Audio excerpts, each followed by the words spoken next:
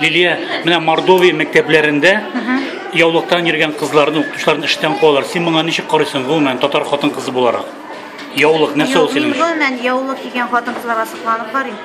Һәм безнең Татарстаныбызда, гомумән Рәсәйдә яулыктан йөрүче чын мөселман хатын-кызлары күп булу белән сөенәм. Сокланам, шатланам.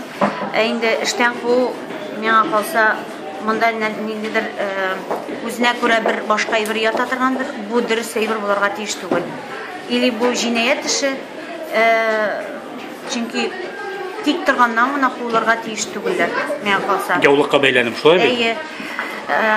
Барыбер моның бер нәтиҗәсе булырга тиеш. Ниндидер тикшерүләр алып барыладыр дип ышанам. Һәм куларга тиеш түгел инде кеше мәктәптән.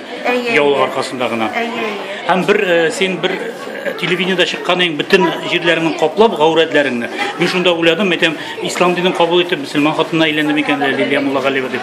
Ни өчен шулай каплап чыктың син? Шуннан да шулаймы? Мөгаен шулай кирәк булгандыр. Караокеда булды ул. Бөтен җирләрен каплаган, иң матур иттереп. Шулай кирәк булган димәк, шулай кирәк булган.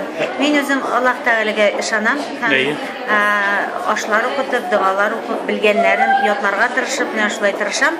Әмма ләкин әле тулаем, теге әйтәләр, намазларга утырган кеше түгелмен. Инде Алла бирсә киләчәктә һәр нәрсәнең үз вакыты бар, шуңа күрә яулыкларда бәйләргә син исәп бар инде, шулай бит? Аны әйтергә ярамый. Әйтергә ярамый, эшке халәте. Дөнья, эшке халәт. Сиңа уңышлар телибез. Рәхмәт.